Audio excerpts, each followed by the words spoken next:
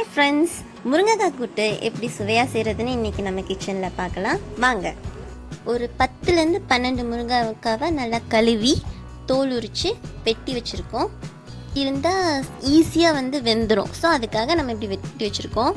சின்ன வெங்காயம் ஒரு 10லேருந்து 12 எடுத்துக்கலாம். ஒரு தக்காளி நல்லா வெட்டி வச்சுக்கோங்க. ஒரு கப் தேங்காய், ஒரு டேபிள் ஸ்பூன் ஜீரகம், 2 வரமிளகா, ஒரு கொஞ்சம் கருவேப்பிலை, அதுக்கப்புறம் 2 டேபிள் ஸ்பூன் சாம்பார் தூள்.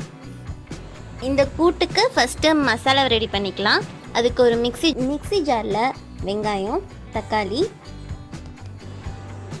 1 டேபிள் ஸ்பூன் ஜீரகம், 2 வரமிளகா, அப்புறம் கொஞ்சோண்டு ஒரு கைப்பிடி அளவு கருவேப்பிலை, இதெல்லாம் மிக்ஸி ஜாரில்.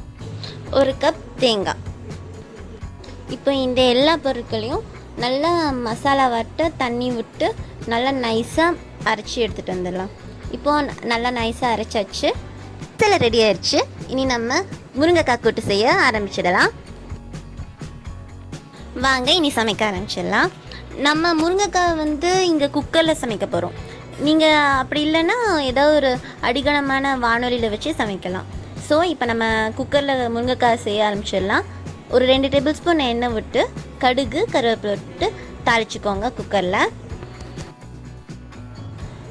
கடுகு கருவேப்பிலை நல்லா பொரிஞ்சதும் நம்ம அரைச்சி வச்ச மசாலா விழுது எடுத்து இதில் போட்டு மிக்ஸ் பண்ணிக்கலாம். முருங்கைக்காய் வேகிறதுக்காக ஒரு 3/4 கப் தண்ணியை நம்ம ஜாரை கழுவி இதில் போட்டுக்கலாம். அப்புறம் 2 டேபிள் ஸ்பூன் சாம்பார் தூள் சேர்த்துருக்கோம். இனி ஒரு டேபிள் ஸ்பூன் மஞ்சள் தூள் சேர்த்துக்கலாம். இந்த கூட்டுக்கு தேவையான உப்பை நம்ம இப்போவே போட்டுக்கலாம். ஸோ உங்களுக்கு உப்பு எவ்வளோ தேவையோ அதுக்கேற்ற மாதிரி போட்டுக்கோங்க. இப்போ நம்ம கழுவி தோல் உரித்து வச்சுருக்க முருங்கைக்காவை இந்த குக்கரில் போட்டு வேக வச்சிடலாம். உங்களுக்கு நம்ம குக்கரில் தான் வேக வைக்கிறனால மசாலாலாம் ரொம்ப வதக்கணும்னு அவசியம் இல்லை. ஸோ அது நல்லா குக்கரில் ஒரு விசில் விடும்போதே நல்லா வெந்துடும், மசாலா வாசமும் போயிடும். ஸோ நீங்கள் அது கவலைப்பட தேவையில்லை, மசாலா வாசம் வருமேனு. முன்னாடி 1/2 கப் தண்ணி ஊற்றிடணும். ஸோ இப்போ ஒரு 1/4 கப் தண்ணி விட்டு இனி குக்கரை மூடி வச்சு நம்ம ஒரு விசில் விட்டால் நம்மளோட முருங்கைக்காய் கூட்டு அருமையாக ரெடியாகி வந்துடும். நம்ம காய்க்கு ஒரு விசில் விட்டாலே போதுமானது. ரொம்ப விசில் விட்டிங்கன்னா காய் பிரிஞ்சிடும்.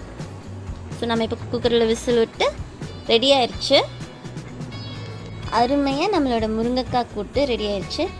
இதை நீங்களும் கண்டிப்பாக உங்கள் வீட்டில் செஞ்சு பாருங்கள். செஞ்சு பார்த்துட்டு எப்படி வருதுன்றதை மறக்காமல் கீழே கமெண்ட்ஸில் சொல்லிடுங்க.